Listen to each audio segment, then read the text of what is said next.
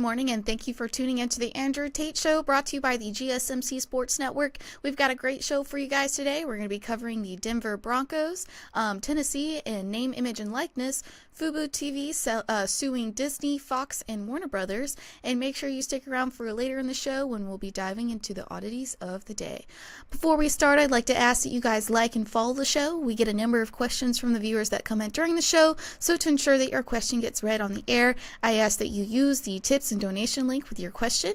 The tips and donation link is streamelements.com/gsmcsportsnetwork./tip. This puts your question at the top of the list so that I can see it, and it also just really helps the show. Hello, Tate. Hello, Faith. Boy, I'm looking. It's kind of weird. Okay, we got to share with everyone what went down here. Yeah. My camera started going kind of weird right when we were about to start the show. So it started going from normal to green, normal to green. So I had to change cameras on the fly. As we change cameras on the fly, you get to see a little bit more of my world. Yeah, I told Tate, I was like, you sure you don't want to be the Hulk? I mean, your screen keeps turning green. It just kept turning green, and Hulk green smash. it doesn't go with my color scheme today. No Hulk smash here. Behind the scenes, I told Tate, I was like, is it really a Monday on our show without any technical difficulties? Because I feel like we always have something on Monday, always. I know, and it's weird. So I'm like looking at this, and it's like it shows a lot of my office, which so things like on the right side over here, one of my display cases, and the picture you see TV here, another display here, which is kind of weird to share all this. I feel like I'm sharing too much behind the scenes. You feel exposed. I feel exposed. Oh goodness. Oh, so it's already been an interesting day for Faith and I. It started out with a private conversation between Faith and I about the world of GSMC as it grows. And then on to my camera turning into the Green Hornet. Yep. I actually fixed all my issues, and now you're having issues. I know. Thank goodness I have like 40 million cameras around here. That is a good thing, yeah. Yeah, so you get to see everything. Yep. So let's do this. All right. I don't quite know what I'm getting myself into in general today. So apparently the Broncos are going to The Broncos. The Broncos, excuse me. The Broncos are going to be aggressive and search for a quarterback. NFL Network insider Tom Pelissero.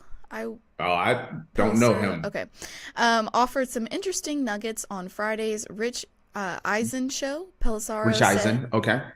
Eisen, yeah. All options are on the table for the Broncos at quarterback. He said he can't rule out Russell Wilson possibly returning to the Broncos. Pelissero also said the track record of Sean Payton is he hasn't really played with a rookie quarterback. Pelissero added that doesn't mean Payton won't this year, but he only has done it once in his years as a head coach, and that during the COVID year when he rolled out Ian Book. So I don't know. Okay. Are going to be aggressive? What does that mean? What does that statement mean? Wow, Faith, that was an easy one. Okay. What does that mean? It's kind of like Jerry Jones saying he's going all in on this season, meaning he's going to be this. But when someone says going to be aggressive, meaning they're going to aggressively look for their next quarterback, meaning, they're going to interview a lot of candidates. They're going to review a lot of different options at quarterback because they're determined to find the quarterback of the future for them. And who are they gonna go into the season with? Their are they gonna go in with a brand new quarterback? Are they gonna stay with the old quarterback? Are they gonna go out and draft a new quarterback? They're saying they're putting major emphasis on finding a quarterback. That's a given, right? No, it is not a given. No? Absolutely not. There's some teams, they go into the season like, let's use the Kansas City Chiefs. Mm-hmm. They're not thinking about a quarterback. That's the last thing on their list of things to pay attention to is a quarterback. They got Patrick Mahomes, and they're not aggressively looking for anyone to replace Patrick Mahomes. You get me? You get where I'm coming from? Mm-hmm. Where Denver ended the season, Denver was doing well. And then Denver came, Sean Payton, which is the coach of the Denver Broncos, came to Russell Wilson and wanted him to change his contract and opt out of the injury clause and all of this stuff. And he said no. And so they threatened to bench him, but they were on like a 5-game winning streak. And then it all went south, and then they ended up benching Russell Wilson. And the whole concept of the fact that this is the second time I heard Sean Payton and numerous other reporters talk about how one of the things they're not, ruling out is bringing Russell Wilson back. If I'm Russell Wilson, I'm flipping you the bird. I almost did it on air, and I was like, "Ooh, camera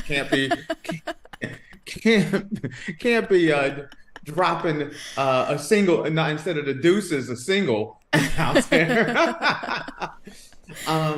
Because the Broncos were doing well. They were on a 5-game winning streak, and Sean Payton pretty much blew up last season by coming to Russell Wilson and trying to force him to change his contract mid-season, which is not something that is allowed. Yeah. Then it totally dismantled their team.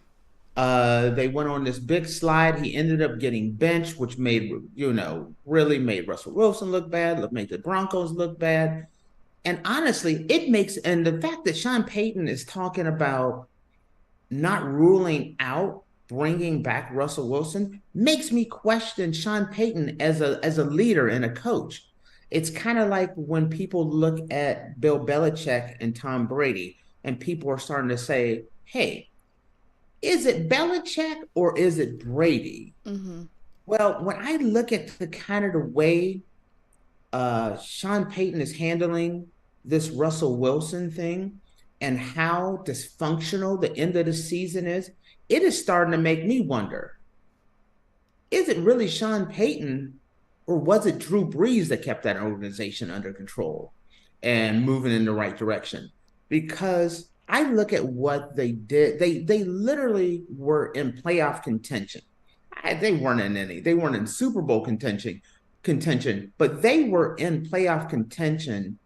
And because of Sean Payton's action, it derailed their season and where they could have been. No one knows how far they could have made it because, you shattered the confidence of your quarterback, which is the leader of your team and the leader of your locker room. Then you bench him, which gives a definite sign like, hey, we are not trying to make the playoffs, which then dismantles it messes with the psyche of the team. It looks bad. And I'm sorry if they come back there with, after all of this, and they come back with, hey guys, we left no stone unturned, and we're coming back with Russell Wilson, the same guy we had before that we kind of screwed everything up with. We're gonna bring him back. That's kind of like saying you got a girlfriend or a wife, and you're like, oh, I can't stand this so and heck with her, and You put all the business out on the street. You take her clothes, you throw it out on the street, and then at the next family reunion, it's like, "Hey, baby, come on in here. This is my wife." Yeah. No, you've already caused the damage at that point. No matter what, you cannot bring Russell Wilson back. I would like to see Russell Wilson go to the Steelers. Go ahead. What are you gonna say? You don't think Russell Wilson will return then? Well, see, here's the thing. It's kind of, I'm going right back to my original analogy about the girl or the wife or the girlfriend. You're like, you know what? I don't want her. Toss her out on the street, throw her stuff out. Then you start hearing from her lawyers and you realize, oh, I don't have a prenup. Oh, I got this much in alimony payments. Oh, it's going to cost me a fortune to part ways with her. Ooh, maybe we need to patch things up. Well, that's the same thing that's going on with Russell Wilson. Russell Wilson has a contract that is incredibly expensive. He's one of the highest paid quarterbacks in the NFL. And the cost of releasing him is going to hit the salary cap incredibly hard, which means they're not going to be able to sign a lot of other players. It's going to set that franchise back. Now they're looking at it and they're going to break up to make up now. They realize, oh, maybe we should not have thrown mud on Russell Wilson. And then you go back and you start watching those games and you're like, whoa, our problem wasn't this year Russell Wilson. Our problems was a lot of other things. But it makes me look at Sean Payton a different way. And many people, including myself, have always looked at Sean Payton as one of the more elite coaches. And I watched the way he handled the situation, and there's cause for pause. Is he really that great of a leader? Because the way he handled this is less than spectacular to absolutely horrible. And now you're looking around and you're talking about, it is February, about to roll into March, and you're talking about maybe we're not ruling out bringing Russell Wilson back after you done threw dirt on him and tossed him out on the street. Yeah. Honestly, though, if you're going to swallow your pride, they have to at least draft a quarterback. And there are a lot of really good quarterbacks in this draft. I think when they start looking at what they can get for Russ, there's no trade market for Russ. No one's going to give you a first or a second or even a third round pick for Russ because of that contract. That contract is the albatross around anyone's neck who wants him. So if you're gonna make lemons out of lemonade, that's kind of a lame one. But the fact is, they should stay with Russ. They should have never done what they did with Russ, but they should draft a quarterback. You could have a quarterback learn behind Russ. Russ has always been a good guy, and start building for the future that way. Because the alternative is that contract hit is going to be crippling for the Denver Broncos. So that's kind of the situation. But Sean Payton handled it wrong. And the fact that, like I said, now that you go back in hindsight and you look at them talking about one of their options, they're not ruling out that Russell Wilson out, shows he is wrong. But I personally think I would be definitely looking at drafting a quarterback in the first round. Even if they didn't handle it wrong, to get your quarterback of the future, which wouldn't, with the contract that Russ has, which is going to be a huge dollar figure against your salary cap, bringing in a rookie quarterback on a low pay scale that maybe can learn behind Russ, and Russ can teach him how to be a professional, how to read defenses, things of that nature. It can be you can make a bad situation good, because you could have your future and maybe part ways a little later on. But I just think it was a tacky way that Sean Payton handled it, and there was no excuse for it. Do you have like a list of who you think would be a good candidate to go in as a rookie for Denver?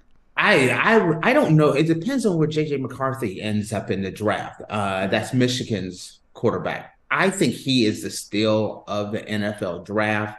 There's a lot of other quarterbacks out there. The reason why there's a lot of questions about JJ McCarthy is the fact that he played for Michigan. Michigan was a run-first offense. It was hand the ball off, first down. Hand the ball off, second down. Oh, it's third and medium, third and long. This is a passing down. Oh, we're going to hand it off again. So they were a very pass-heavy offense. But whenever he was called upon, he always performed well. He handled pressure well. He fits all the size, the way he commands an offense. He has all the tools. It's not about what he did. He didn't set records in college. It's how he did the job. He ran the Michigan Wolverines as a quarterback, better than almost anyone in the country did. And I think he has all the tools to be a superstar. I truly do think he's the steal of the draft. I like Caleb Williams and J.J. McCarthy. Those are the two quarterbacks that I personally like the best. So, all right. Well, either way, they're going to have to pay that man a lot of money whether he stays or not. So yeah, he's gonna. He's Russ is set. Russ is absolutely. This contract is a big. They owe him $39 million, whether he's on the team or not. Yeah, that's just for this year. That's not for next year and things of that nature. That contract is it's like, I don't know all the details of that contract, but it's like $100 and something million total. Got some alimony to pay if y'all go. Listen, before that's one of those things you got to make sure you want to get married before you, right? Because the breakup is a doozy.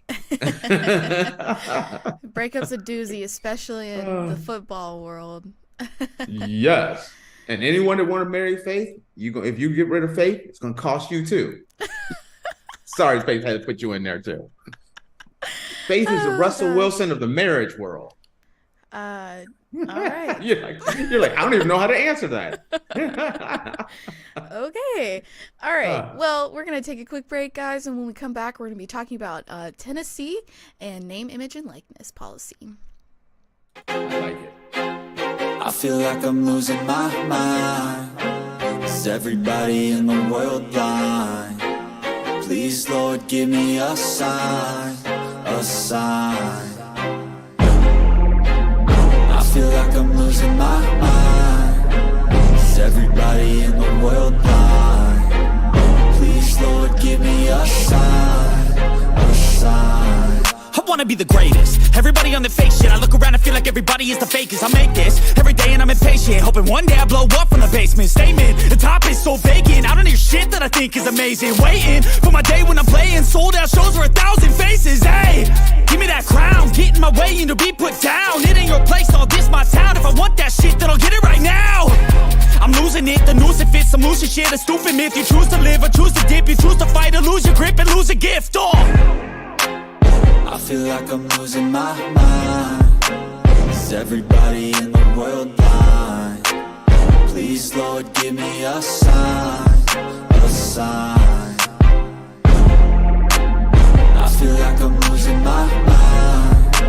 Is everybody in the world blind? Alrighty, guys, welcome back. Earlier, we were talking about the Denver Broncos being aggressive in a search for a quarterback, and now we're going to be talking about Tennessee and the name, image, and likeness policy. But before we do that, I just wanted to remind you guys to like and follow the show. We get a number of questions from viewers that come in during the show, so to ensure that your question gets read on the air, I ask that you use the tips and donation link. That link is streamelements.com/gsmcsportsnetwork./tip. This puts your question at the top of the list so that I can see it, and it also just really helps the show. Ooh-wee. Okay, so... Ooh, Faith is on a Monday mode. She had to take a breath on that one. So, before I dive into this, I just want to say, the more stuff that comes out about the name, image, and likeness policy with the NCAA, man, it's like reality TV. I'm just sitting here with crazy, my popcorn, shoveling. Yeah, it's insane. It's insane. Are you noticing? It's not like every other week. It's every other day. Yeah, no, it's literally almost every day, and it's something new. By the way, one of the stories I told you, I'm like, man, I kind of wanted to redo our line of shows. I mean, what we're going to cover today, because another story popped off. Is there more stuff already? Yes, and we got stuff in the chamber for tomorrow, which is nuts. Yeah. Oh, goodness. Okay. So, Tennessee has been granted temporary injunction by a federal judge as the NCAA loses ability to enforce the name, image, and likeness policy. The NCAA rules bearing in the use of name, image, and likeness compensation in recruiting received a blow in federal court on Friday as a U.S. district judge granted a temporary injunction in a lawsuit stemming from the NCAA violations investigation with Tennessee. The injunction stops the NCAA from enforcing any rules relating to third-party negotiations on name, image, and likeness compensation until a final decision is reached in the case. Attorney generals from Tennessee and Virginia sued the NCAA on January 31st on antitrust grounds amid news that the University of Tennessee was under investigation for multiple alleged Level 1 infractions. The NCAA's case against Tennessee and football centers around quarterback Nico. Yes. Yeah. Yeah. Who signed a name, image, and likeness deal that's believed to be in the $8 million range. Excuse me. It's good money if you can get it. Yeah. The court's grant of preliminary injunction against the NCAA's illegal name, image, and likeness recruitment ban ensures the rights of student athletes will be protected from the duration of this case, but the bigger fight continues, said Tennessee Attorney General. We will litigate this case to the fullest extent necessary to ensure that the NCAA's monopoly cannot continue to harm Tennessee student athletes. The NCAA is not above the law, and the law is on our side. Okay. Another one bites the dust. I saw this coming, honestly. I saw this coming. You can't I agree. pick and choose who you want to say you can do this and you can't do this. And it seems like they were picking on Tennessee and Virginia. And this is what the NCAA does. This is why people are coming out against them. Yeah. You know, they pick and choose who they're going after. Almost every major college football program in the country was doing this, but they decided to go after Tennessee. Right. Well, now you got a bloody nose. Again, you've lost another lawsuit. You know, it'd be different if they were the only ones that were doing this. They kind of used Tennessee as kind of like the test balloon. And then we're going to use the root, you know, and then use that to kind of punish everyone else. And they weren't expecting other attorney generals to be like, oh, no, we're going to jump on this, too. You know, and they keep passing down these different rules, which is just weakening the NCAA, weakening them. And what they need to do is just roll over. You ever have that little dog with the big floppy ears and he just runs and he just like, oh, screw it. He just rolls over like, go ahead, just scratch my belly. It's over. Well, that's the NCAA, just not as cute as that dog. You know, they keep making decisions that are really making them look bad. Mm-hmm. They need to get out of the name, image, and likeness business altogether. Yeah. And they need to stop passing ridiculous rules. Like go ahead. If they want to like change the whole like name, image, and likeness stuff, form up a new contract, and whatever contract you have right now, when that's finished, push that out if that's what you want to do. But you can't. That's kind of what the Ohio State and Georgia, I keep saying Ohio State, SEC and the Big Ten are kind of looking at. That's why they're working together on trying to figure out how to put the college football playoff together, how to handle name, image, and likeness. Personally, the best solution for, like, I can give you the solution I would have college football stripped from the NCAA. The NCAA no longer regulates college football.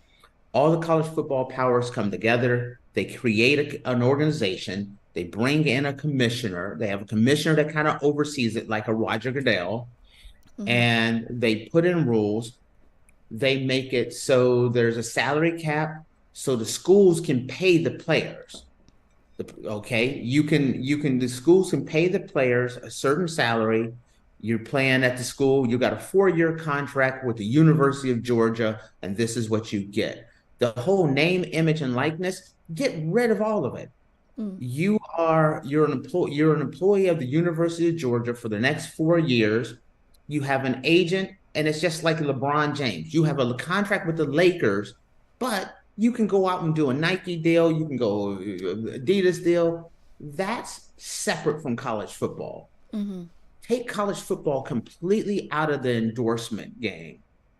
This whole name, image, and likeness is silly. If you want to sell your image and likeness the same way an NFL guy or an NBA guy or a Major League Baseball guy, go ahead, but make these players employees of the school where they get a salary. You could put in a salary cap. You can put in rules and regulations to manage it. That takes care of name, image, and likeness. That takes care of the transfer portal.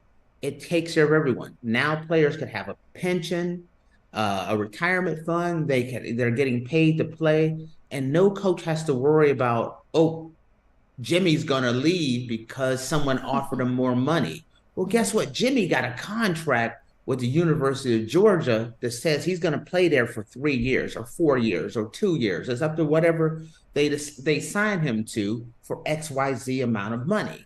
That would change the portal, though, right? The transfer portal. Well, the transfer portal wouldn't exist. Everyone would be under contract. Hey, at the end, let's say you're a University of Georgia quarterback and you only sign a 2-year contract, $1 million a year for 2 years. At the end, you're a junior. At the end of that 2 years, you're a free agent. You can go to whatever school you want to go to. If you go to the University of Georgia and you sign a 4-year contract, you're under contract for 4 years, but there's no transferring at that point. Then it's up to the player. Hey, do I want to sign 4 years here, 2 years here, 1 year here? That would be your decision at that point. It controls the transfer portal. It eliminates name, image, and likeness.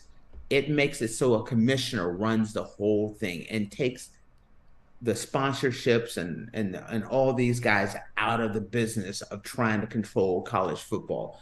It's nuts. Also, the NCAA keeps passing all these really dumb rules. Like recently, last week, they passed the rule where there are no more photo shoots for kids who come on campus now. So let's say you're thinking about going to the University of Georgia. Before, they would go there, you get a room, they get you a room that you're staying in. They take you around campus. They take pictures with you and take, all this stuff. And, they put it out there. Oh, we had, this guy come on campus. And then you go to your dorm room that you're staying in for that weekend while you're there. and you know how like in college they kind of decorate the room with, you know, University of Georgia, and they put some swag out on the bed, and you made some glitters and this and that. And seriously, they made a ruling on that. That's not allowed anymore. The NCAA passed a rule that you can't decorate their rooms anymore. That's illegal. You sprinkle some glitter on somebody's bed, that's an NCAA violation now. So they just want them to stay in a plain white cinder block dorm room. Yeah, you can't put a brochure. You can't put a brochure on the bed and a little Georgia Bulldog stuffed animal on the pillow and some glitter on there. No, that's illegal now. That's the kind of stuff that the NCAA is passing rules on that make no darn sense, and it's making them look bad. Pass laws that matter, something that's really going to have a real effect. Whether you can get a hamburger or not, a coach can't buy you a hamburger, or he can't text you because he texted you 3 times earlier. You can only spend, you know, this many hours a week with you. You have 20 hours of time you can be with them, and then you have so many text messages. But then you're counting, they have these rules on how much you can talk to them, how much practice you can, how much time you can be with them. But if a kid goes out and does something wrong, the school is held responsible, but you're only allowed to be around them so many hours. But if they do anything on those off hours, that's a lack of institutional control. Many coaches have gotten fired for things the coach was not even there, but because of the way it's set up, the NCAA has just been this is the reason why these schools and a lot of these newspapers and broadcast companies are like, just take the NCAA out of college football. And I know the NCAA does a lot of good things, but I don't think they really step back and say, is this important? What's the really important thing? It's just kind of like, you know, hey, we don't want you getting a cheeseburger. We don't want you having glitter on the bed. You can't have any gummy bears on the table with you know, the cow bear gummy bears. Nope, you can't have that. That's a violation. It makes no sense. What is going on with it just needs to be overhauled completely. This is kind of why, even though I don't like how the SEC and the Big Ten are kind of throwing their weight around, ultimately, it's kind of one of those situations where by them throwing their weight around, it just makes it closer and closer to a situation where they're going to have to break away from the NCAA. And I think the best way to save college football is to break away from the NCAA.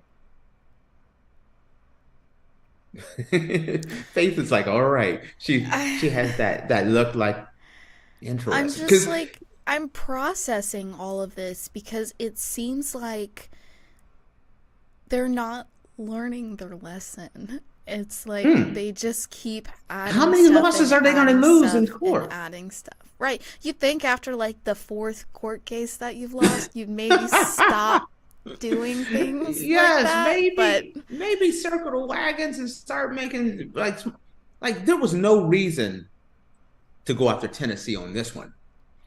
I felt like there were literally every major Division I football program in the country, even some Group of 5 schools are doing this. University of Tennessee, you're the one we're going to go after. Why us? So then next thing you know, it's like, you know what? You come after us, we're going to come after you. Hey, we're going to bring in Virginia. And as this keeps going on, they keep fighting this. There are going to be other attorney generals that are going to start getting involved in this. I still believe that's going to happen. There are repercussions to your actions. There's consequences and repercussions. Yes. So stop picking on everybody. Yeah, and it just makes them look so bad. It does. It really does. It doesn't put them in the best light, and they've been losing the PR battle for like 20 straight years. Get some the NCAA needs some feel good moments right now, or a hug or something, because they're just making the wrong decisions on the wrong battles to fight. Yeah. It kind of is like, you went through a breakup and you're being really petty, and so you're doing all this stuff to like try and make the other person mad, and they're just not succeeding. It is just like, listen, and the Big Ten SEC is just looking over there like, you know what?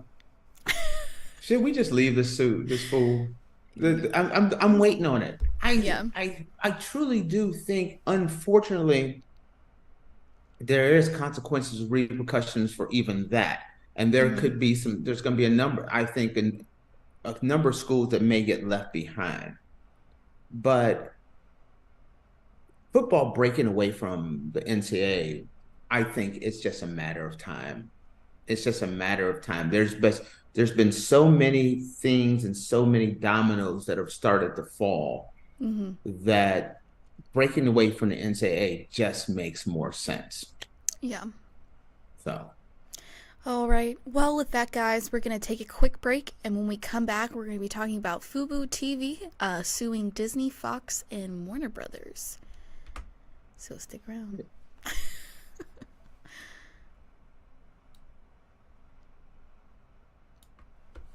For the best and latest podcasts available anywhere, go to the podcast app on your cell phone and type in GSMC to access free content-rich podcasts on health and wellness, book reviews, sports, entertainment, relationships, social media, movies, technology, finance, and even weird news. Subscribe and download the GSMC Podcast Network's family of shows, available everywhere podcasts are found.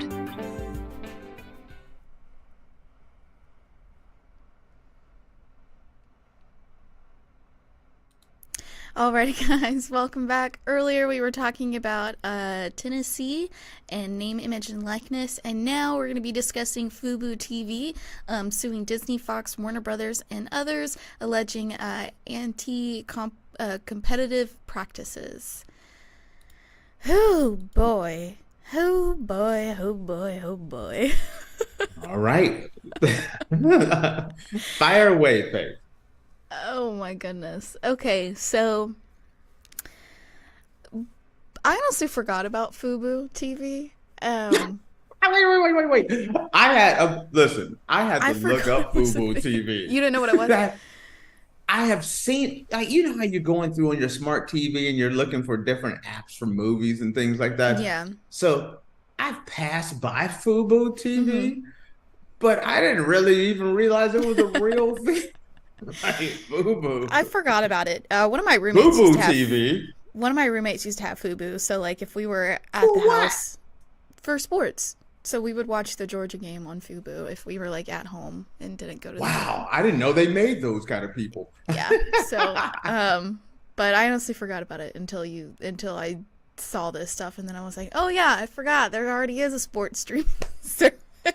Okay, so I actually had to dive in and find out who the heck FuboTV was, because I just seen the app and I didn't even know they had sports. I thought maybe they had, like, I don't know, underwater basket weaving, something like that. I didn't. So they actually had like real like NFL and I don't know about NFL, but I did watch a couple college football games on Fubo. So yes, they have. Wow. They have sports. They didn't get my subscription, as you can tell, because I did not know. So I found out it's a little pricey, so I didn't know how expensive it was. It's a little pricey, so. Well, now it won't be pricey. They got real competition now. Yeah.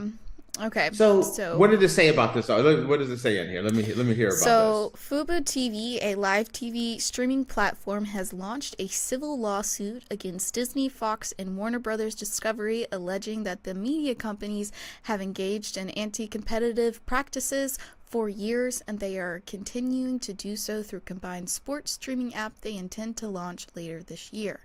The lawsuit filed in federal court in the Southern District of New York also names ESPN and Hulu as defendants.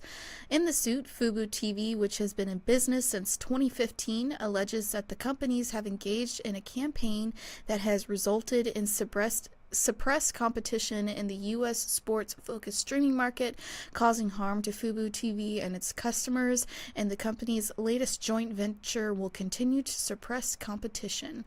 Disney, Fox, and Warner Brothers Discovery announced this month that they will be collaborating to launch a direct-to-consumer streaming app that will allow customers to pay for access to all the sports they broadcast across 14 combined linear channels. FuboTV says the companies have forced it to accept bundling requirements to be able to broadcast certain content and imposed licensing fees above the market rate, which has led to higher prices for consumers. The company's behavior, FuboTV said in the lawsuit, was a way to stymie Fubo's business and growth. So, but like I said before, while reading this, I found out. So the joint streaming platform that Disney, Fox, and Warner Brothers want to do, they said it monthly would be in somewhere between $30 to $50 a month.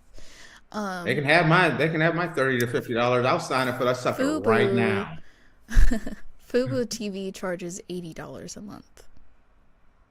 Who are these people on Fubo TV? I don't know anyone on Fubo. I mean, I know one person. I'm saying, granted, I've been in the U.S. a long time. I don't know not one person in the U.S. I don't know one person in Europe. I don't even know one person in Africa either. That's probably why they're upset, because they've been at it for almost 10 years and not a lot of people know. And they got 2 subscribers, Faith's friend and the CEO's mama. That's it. That's their only. But there's a but to this, Faith. When you were reading this to me, and I was looking at this, and I'm like, ooh, they got a point. They do have a valid point. Mm-hmm. Now, granted, they got 2 subscribers. But I don't know. Here, while you're talking, I'm going to see how many people subscribe to it. And you can't be talking about Aunt Becky either. Okay. Here's the thing. This new streaming app is a monopoly. Mm-hmm. You're taking the largest sports networks, the networks that all have all the live sports, and they're saying, hey, we're going to come together and put all of our stuff on one app. And in order to get you have to watch it on our app. Well, one, why would you even go to Fubo TV? We don't go to Fubo TV now. Yeah. The first thing I said when I heard about this, so many people since this has come out, like, I'm buying it. I don't even care how much it is. It doesn't even matter. Just swipe my card. Here you go. Just take it. Because I'm going to watch it. And for anyone that's trying to come out, how are you going to compete with that? Yeah. Fox, Hulu, ESPN, Disney. It's all there under one app. Mm-hmm. That's for one app, one low price corners the market, and there is no more competition. If those guys all come together, that's 1, 2, 3, the top networks who spend the most money on live sports, they all come together, the consumer loses. Yeah. It's okay if Fox Sports has theirs and ESPN has theirs and Hulu has theirs, and you have to have this app and this app. there's competition. There's competition, which keeps the companies working harder for your business. Makes it so that, hey, I want to watch the Big Ten. I got to go to the Fox Sports app. I know I'm an SEC girl. Oh, I gotta go to the ESPN Disney app. But no, Big Ten, ACC, they got different contracts, but they're all under one app now. Why? You can catch the Georgia game and the Michigan game on one app. It's over. And FuboTV, who not only has to get the rights to these shows, but now, hey, we got to buy these rights and then we got to mark them up. And our markup is going to be less than what we're buying it for. So why would anyone drop $80, $90 on FuboTV when you can get it for $49 or $39? Right. Okay, so they're not wrong on their claim. Go ahead. What are you gonna say? I found subscribers this. Okay, and please let me hear this. As of November of 2023, FuboTV has about 1.9 million paying subscribers globally. Whoa.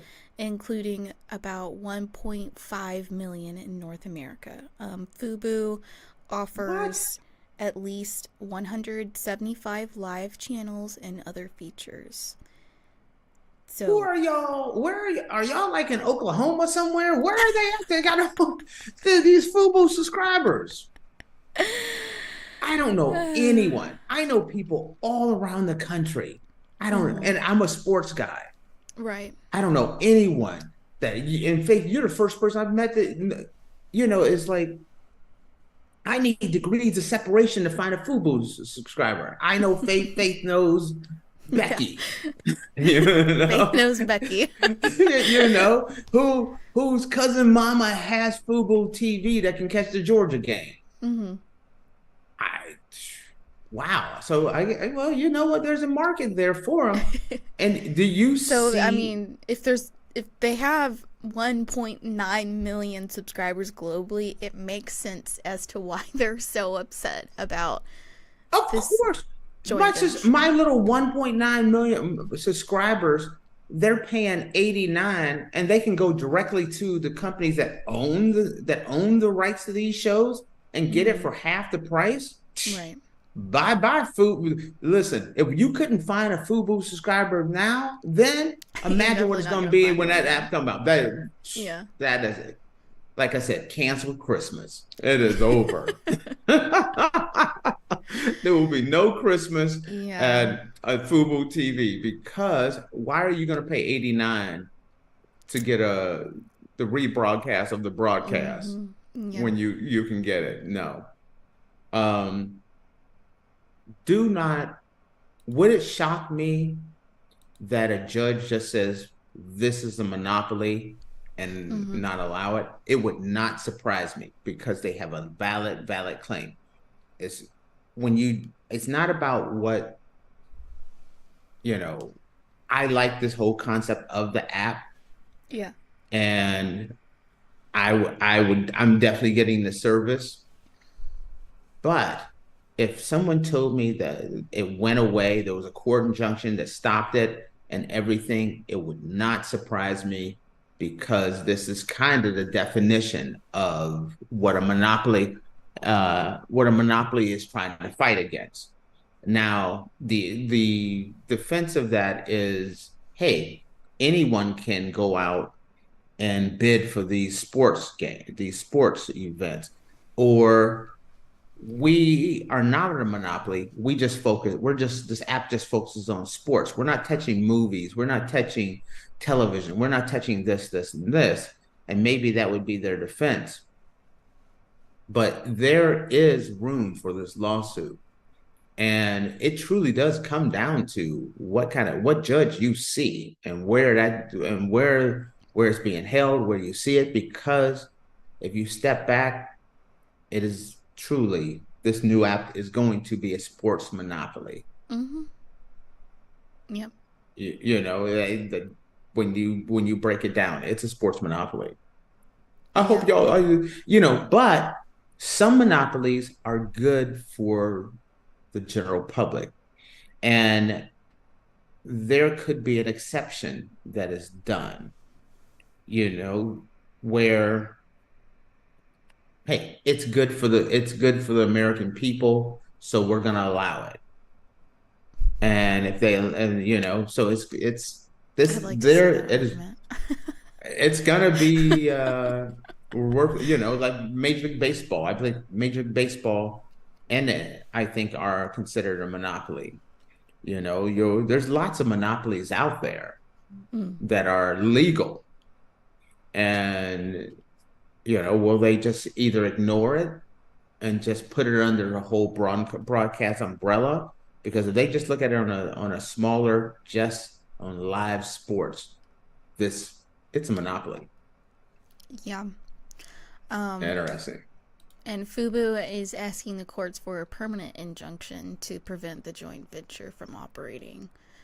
So, yeah, Fubo's trying to be like, cut it. Listen, Cut it. They're trying before, you having a Super Bowl party and your neighbor gonna do this big old Super Bowl party. You're just trying to shut down their Super Bowl party so yours can keep going. Yeah. They're just trying. They're not trying to get no money. They're just like, just leave that alone. Mm-hmm. I could see how. Wow, the fact that I didn't know enough about Fubo to even know it existed is.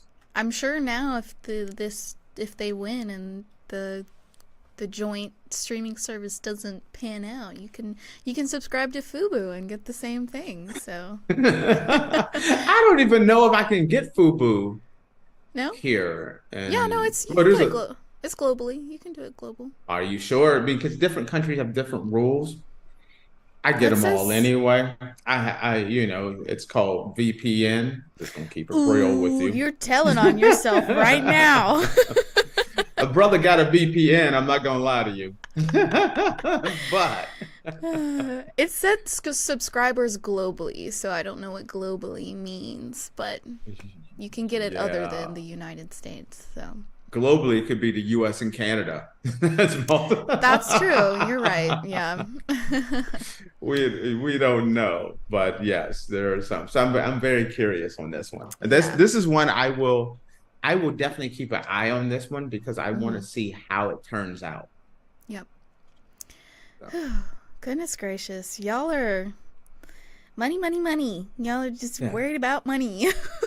See, this whole day is kind of weird for me because I keep looking around and I'm not used to looking at my office, so I'm looking over at the little statues and I see the GSMC basketball podcast over there, so I'm peeping over there and things. It's just weird having this view.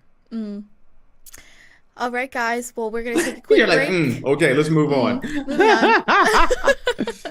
on. When we come back, we're gonna dive into our oddities of the day.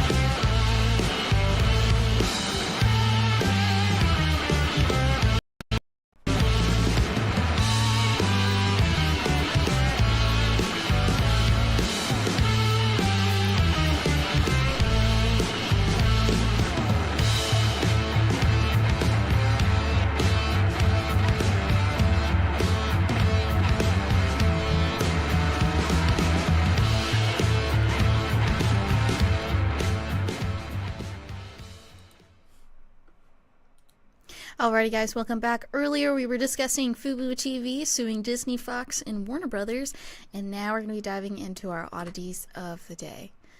Alright. Both are really good, so but pick between one or two. Ooh, nice. I like when I have choices. Very nice. You're gonna give me give me a choice? Just pick a number, 1 or 2. Oh no, that's I was expecting. Okay. Oh, you want me to give you headlines? I thought you were gonna give me the headline. And yeah, then I can do was that. gonna I can pick. do that. Okay. Hold on. Costco's company CEO said he would. Hold on. Wait, that's not right. Hold on. Let me go back. Is that number 3? What? You said give me between 1 and 2, and you read number 3? No. I just didn't have the headline on here. Okay. Costco's co-founder once told the company's CEO he would unalive him if he increased the price of the hot dog. Oh, I know about this one. All right. That was the first one. And then the second one is a woman is planning to marry an AI hologram who was trained on her past boyfriends. Oh, that's not even competitive. One's talking about hot dog prices, and the other one is talking about some woman and an AI boyfriend. Have you not met Messy Tate? I want I just wanted to give you options. Okay, well tomorrow we'll talk about the Costco hot dog thing. We're talking about, a $2 hot dog and a $5 rotisserie chicken. We can toss that out. Okay, so a woman is planning to marry an AI hologram who was trained on her past boyfriends. A Spanish-Dutch artist named Alicia Framis is planning to marry an AI hologram named Alex in a unique ceremony scheduled for this summer. Alex was trained using data related to Framis's previous romantic partners. Framis, who previously had a relationship with a mannequin named Pierre, will tie the knot with Alex in a ceremony set to take place at the depot. At Home Depot? No. That wouldn't listen to this so far. It wouldn't surprise me if she was an Al Ford at Home Depot. Set to take place in a museum in the Netherlands, Rotterdam, one of those museums. I just don't want to butcher the name. So, okay. The ceremony will include a unique ritual for the union between a human and an avatar and feature molecular food designed to be enjoyed by both humans and humanoid entities. Framis is designing her own dress as well as the attire for the wedding. Guests. She views the wedding as a representative of a new generation of love, where humans form relationships with holograms, avatars, and robots. While the wedding is considered a form of performance art, Framis believes it raises intriguing questions about the nature of relationships with holographic partners and likening it to obtain a mortgage for a new companion. Okay. For the mouth breathers out here who have AI boyfriends and girlfriends, you guys need therapy. Go outside. Get mad at me all you want. You guys are mouth breathers. If you have a holographic boyfriend or girlfriend and y'all going steady, and yes, I did say steady. And now y'all talking about getting married? That's the dumbest thing ever. That is the dumbest thing ever. Does that make me intolerant? So what? I don't even care. AI is getting a little out of hand with some of this stuff because there's like apps that you can download to have like an AI friend, and you can pay money for a subscription for your AI friend to be more. I was just watching this whole thing where people are starting to get AI boyfriends and girlfriends. Yeah, I think I read this on Reddit. I can't remember where I read it from, but this one guy like called off his engagement with his wife because she had a relationship with an AI. Okay, whoa, that's another conversation. Okay, Faith. You find out. Isn't that like a gigapet? A what? Isn't that like a gigapet where you had the little pet dogs and stuff like that? That was a digital pet, a digipet or something.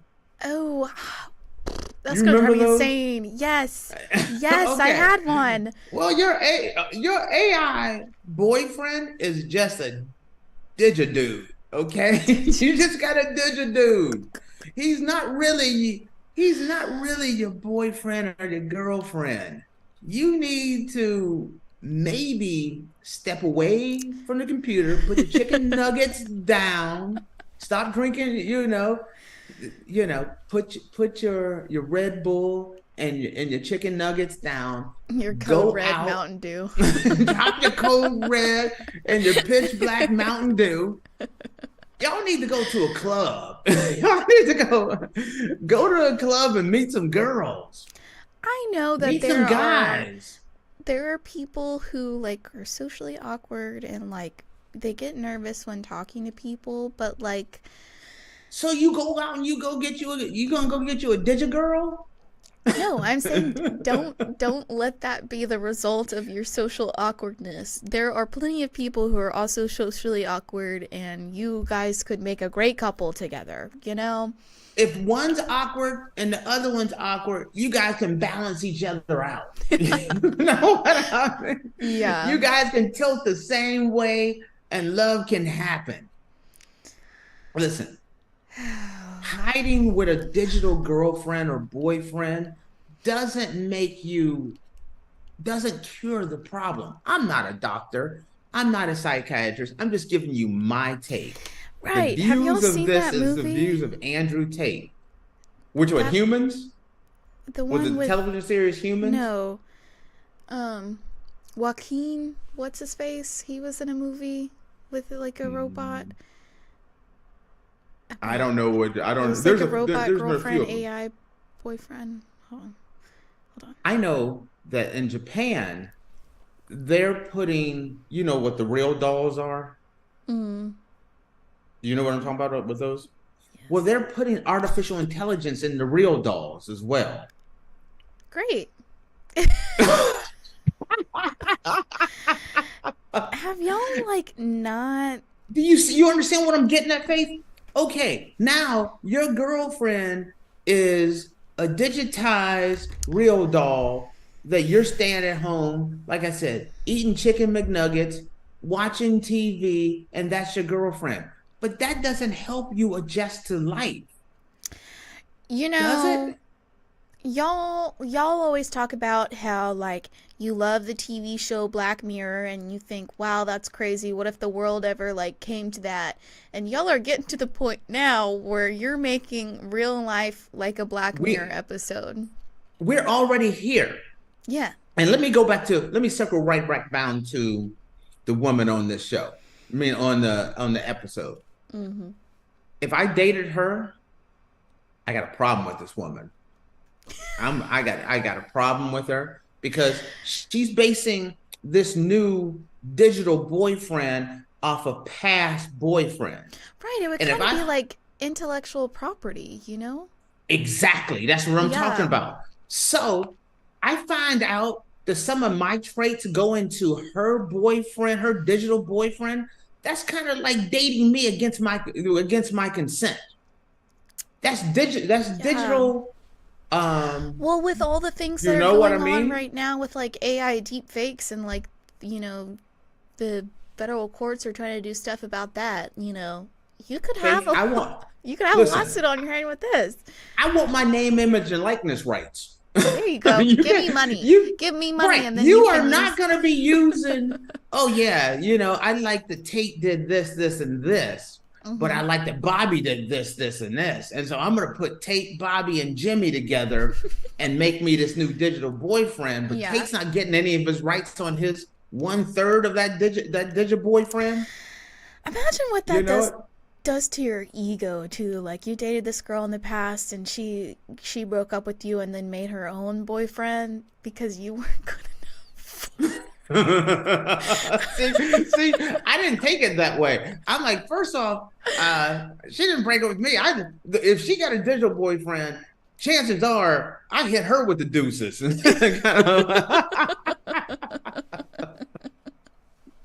You know, but think about this, Faith. Okay, Forget it as a guy.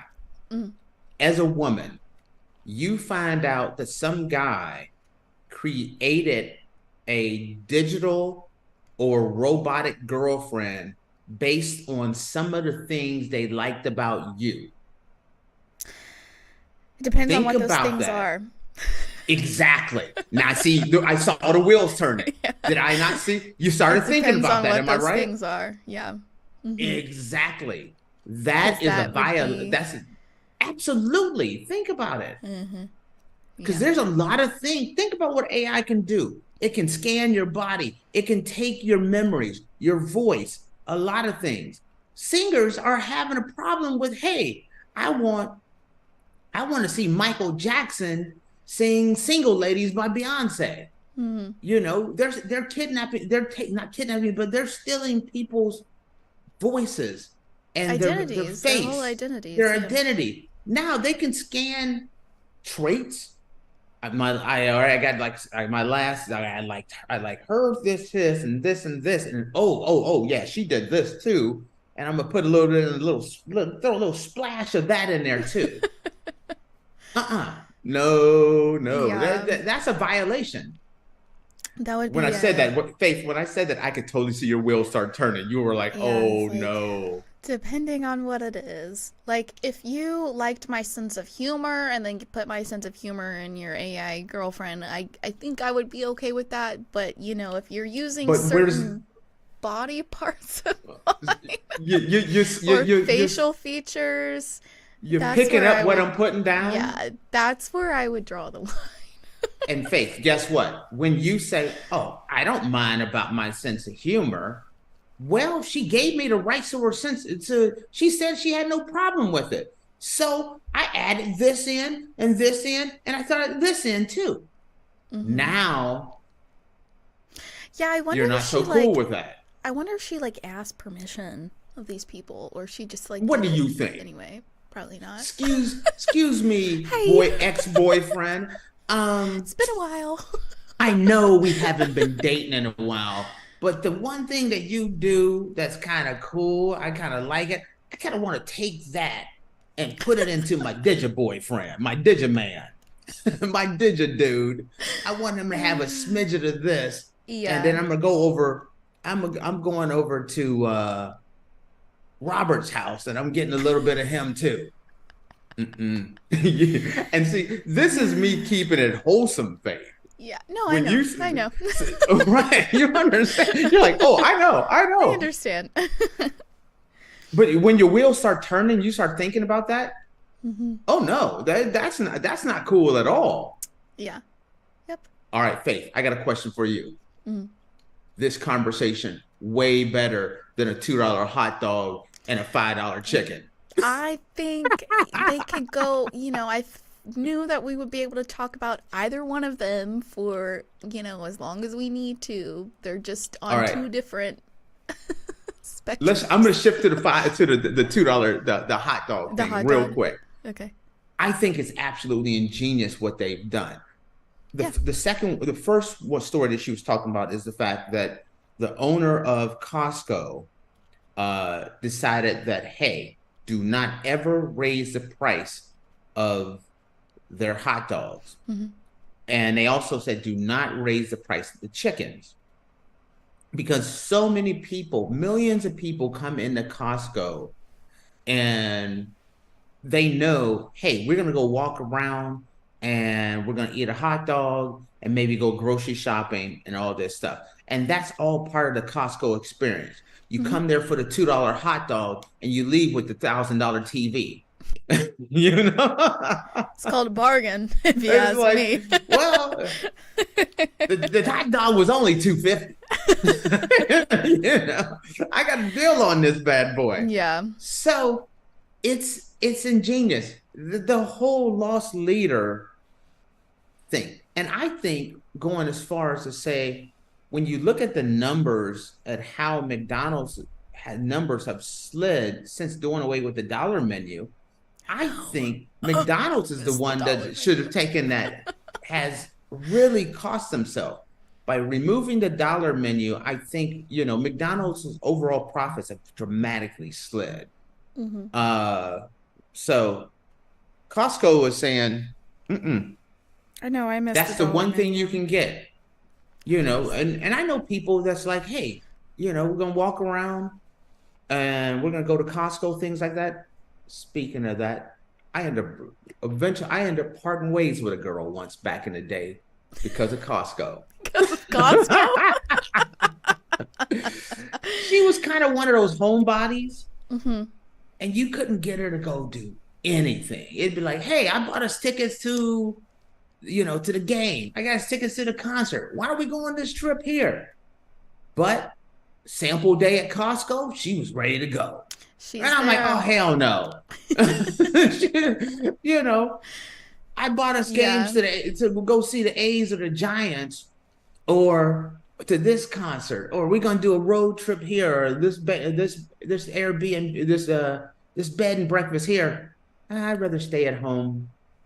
But Costco, let's do sample day. Sample day. I don't got time for sample day. Count me in. You know what? You and the samples, y'all go this way. Me going the other way.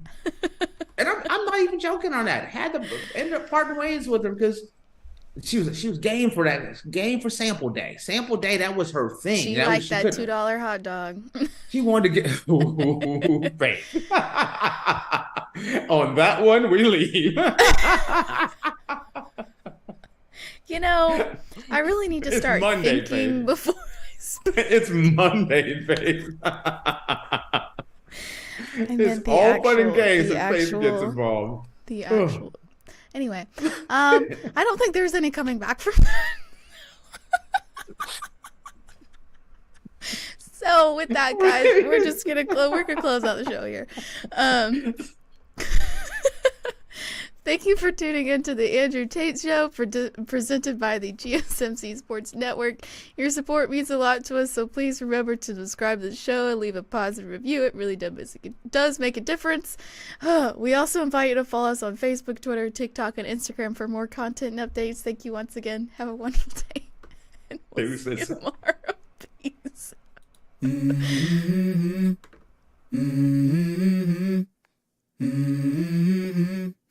Let's go. I wake up to a little bit of drool on my pillow, feel like it's gonna be a bad day. Yeah, I'm tired of shit, and the coffee ain't hit yet, damn it.